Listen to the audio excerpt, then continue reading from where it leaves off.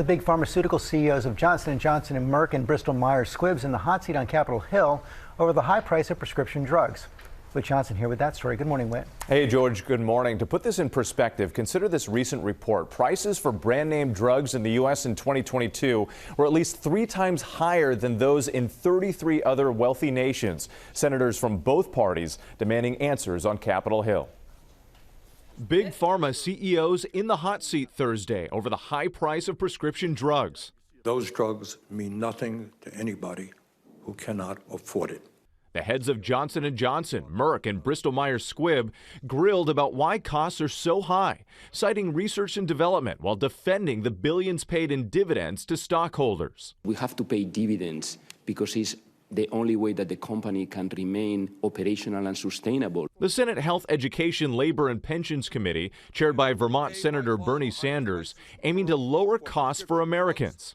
10 of the top pharmaceutical companies in America made over $110 billion in profits in 2022. They are doing phenomenally well, while Americans cannot afford the cost of the medicine they need.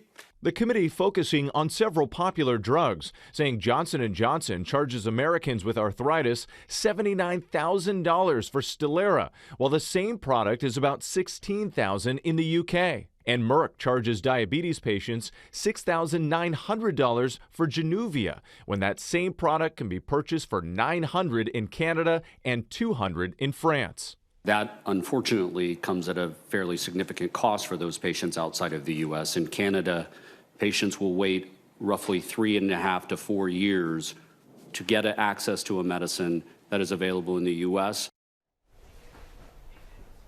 Now, under questioning, the CEOs blamed middlemen in part for the high out-of-pocket costs. And this hearing happening as a new program gets underway, which enables Medicare to negotiate the prices of some expensive medications. But this conversation is far from over. Oh, no question about that. Okay, Whit, thanks very much.